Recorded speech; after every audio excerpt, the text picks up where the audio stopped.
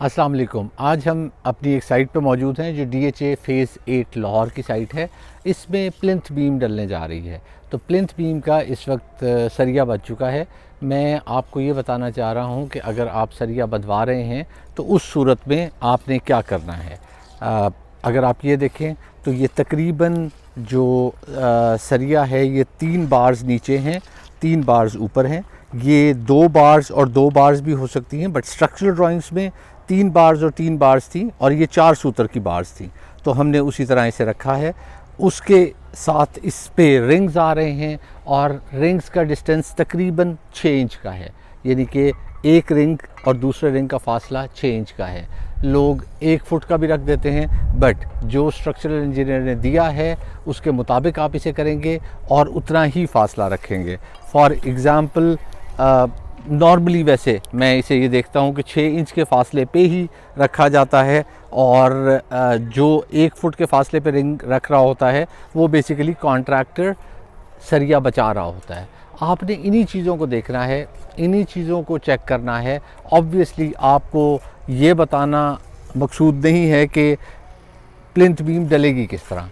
Important चीज़ आपको बताना ये है कि आप चेक कैसे करेंगे जब ठेकेदार डाल रहा होगा। ठेकेदार ने तो इसे डालना है, ऑब्वियसली इसकी शटरिंग लगनी है, शटरिंग के बाद इसकी पोरिंग होनी है।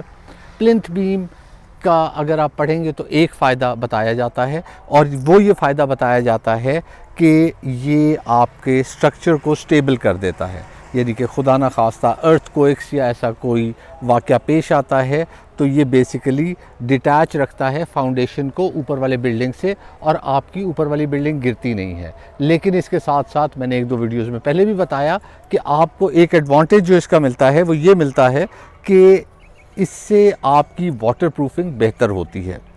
ये बीम तकरीबन 9 इंच बाय 1 फुट का है, यानी कि 9 इंच की वॉल और उसके बाद 1 फुट।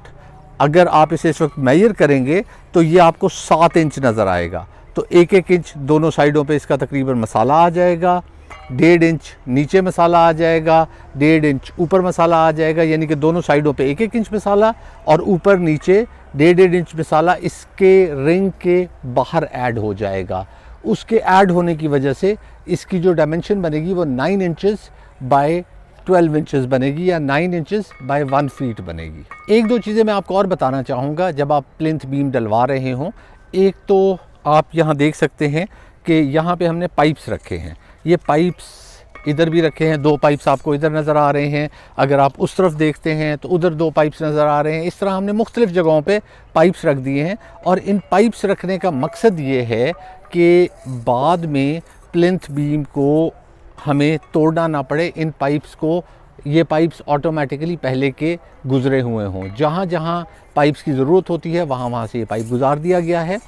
अब इसके लिए बहुत इम्पॉर्टेंट है कि आपकी प्लम्बिंग ड्राइंग्स, इलेक्ट्रिकल ड्राइंग्स वगैरह पहले की मौजूद हों। अगर ये मौजूद नहीं होंगी तो फिर आपको चैलेंज आ सकता है।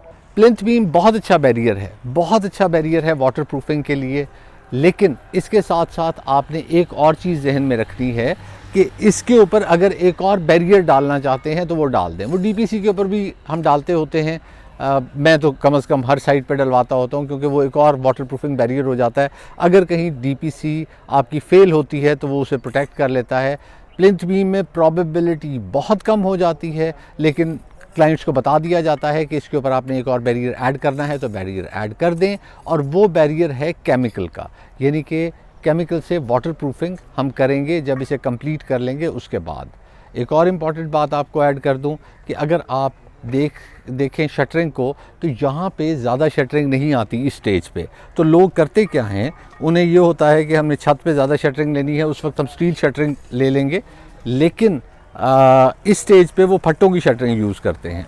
तो अगर आप इस स्टेज पे जब आप प्लिंथ बीम भी डलवा रहे हैं, अगर आप स्टील शटरिंग यूज़ करते हैं तो आपकी हनी कॉम्बिंग नहीं आती, आपकी क्वालिटी प्लिंथ बीम की बहुत बेहतर आ जाती है। एक चीज़ मैं आपको और बताना चाह रहा हूँ, जब आप प्लिंथ बीम डलवा रहे होते हैं तो हर जगह पे प्लिंथ बीम नहीं डल रही होती। कुछ जगह ऐसी होती हैं जहाँ प्लिंथ बीम नहीं डलनी होती। फॉर एग्जांपल आप बाउंड्री वॉल देखें तो बाउंड्री वॉल पे DPC होनी है, इस पे प्लिंथ बीम की ज़रूरत नहीं है। हमने यहाँ थोड़ी सी सेविंग कराई है और क्लाइंट को बताया हुआ है इस चीज़ का कि यहाँ पे हम प्लिंथ बीम नहीं डालेंगे, यहाँ डीपीसी डालेंगे और आपकी सरिये वगैरह की कॉस्ट बच जाएगी। तो यहाँ आपकी डीपीसी डलेगी और प्लिंथ बीम की ज़रूरत नहीं है। एक दफ़ा दोबारा रिपीट कर दूं कि प्लिंथ बीम का फ़ायदा क्या होता है। प्लिंथ बीम पहले तो स्ट्रक्चरल स्टेबिलिटी देती है आपके घर को। ज़ाहिर है 1 फुट की ये बीम है तो वो और इसमें सरिया वगैरह डला हुआ है तो आपका घर स्ट्रक्चरली स्टेबल रहता है, नंबर 1। और नंबर 2, वाटर प्रूफिंग के लिए ये बहुत बेहतर रहता है। कहाँ 2 इंच की हम डीपीसी डाल रहे होते हैं और कहाँ हम 1 फुट का ये बैरियर क्रिएट कर रहे हैं, तो ये बहुत बेहतर ऑप्शन हो जाती है। इवन अगर आप ऊपर केमिकल ना भी लगाएं तो फिर भी this is a very good option. और मैं इसे, अगर आपके पास बजट अलाउ करता है तो मैं इसे प्रेफर करूँगा डीपीसी के ऊपर। मैं एक और वीडियो में बताऊँगा कि 5 मरले का घर, 10 मरले का घर और 1 कनाल का घर, इसके फ़ौरन बाद वो वीडियो आएगी।